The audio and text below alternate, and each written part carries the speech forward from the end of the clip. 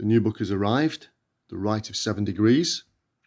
Really impressed with the cover, which is in keeping with the Lost Rites collection. This is the third in the series.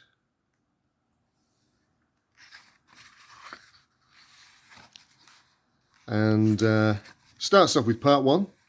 This is the history of Pierre Lambert de Lintot. He was the kingpin of the Rite of 7 Degrees, and it was based in London in the later 18th century.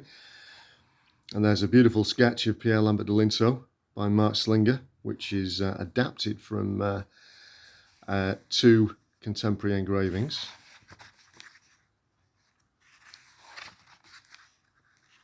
Here we have a list of the 7 degrees, and these vary as well. The whole rite was progressive, so it did change, it did transform and adapt.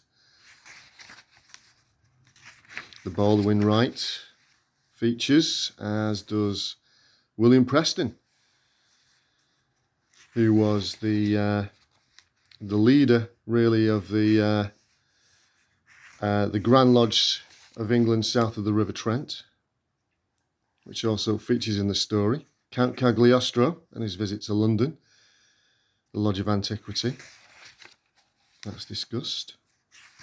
So it ties in some of the events and discussions of the previous books, which is nice.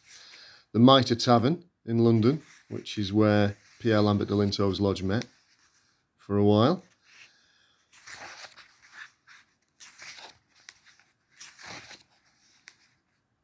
The Duke of Orleans.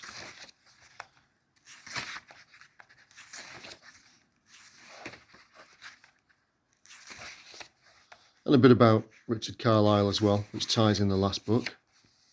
Part 2 discusses the engravings of Pierre Lambert de Lintot, because he was an artist and an engraver.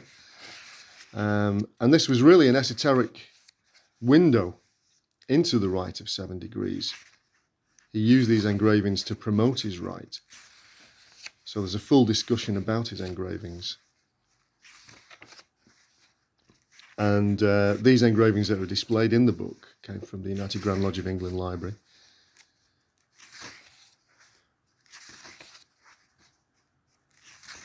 Part 3 is really the essential part of the book. This is the translated minutes and ritual from the manuscript that's at the United Grand Lodge of England. And I was allowed to reproduce some of the pages of the book, some of which are in Pierre Lambert de Lintot's handwriting.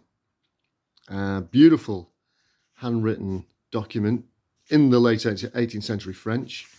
So we obviously had to transcribe it and then translate it.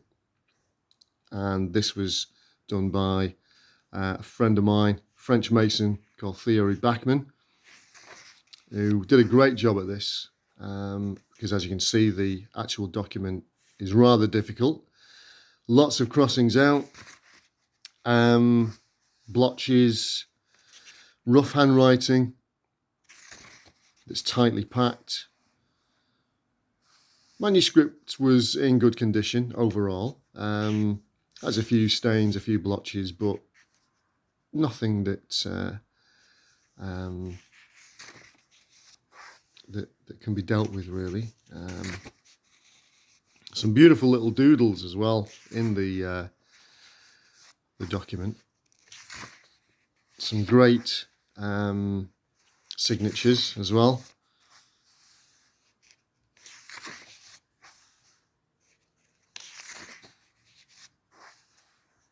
This is the ritual part.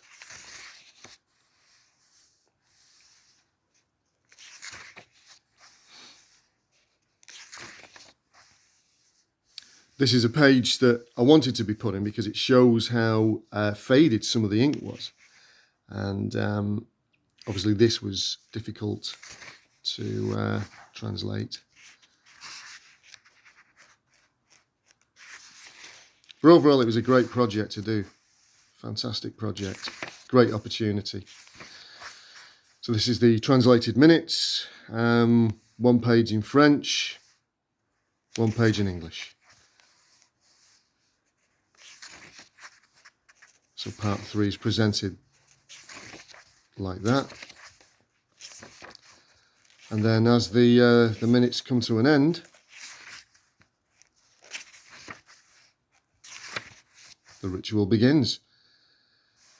So it's a beautiful document to work with. Beautiful book. Really proud of this book. At the end we have the end notes, essential end notes, which not only act as a reference but a guide as well, especially to the minutes and the ritual. And there's a few appendices in there, and there's an index and a bibliography. But overall, really proud of the book.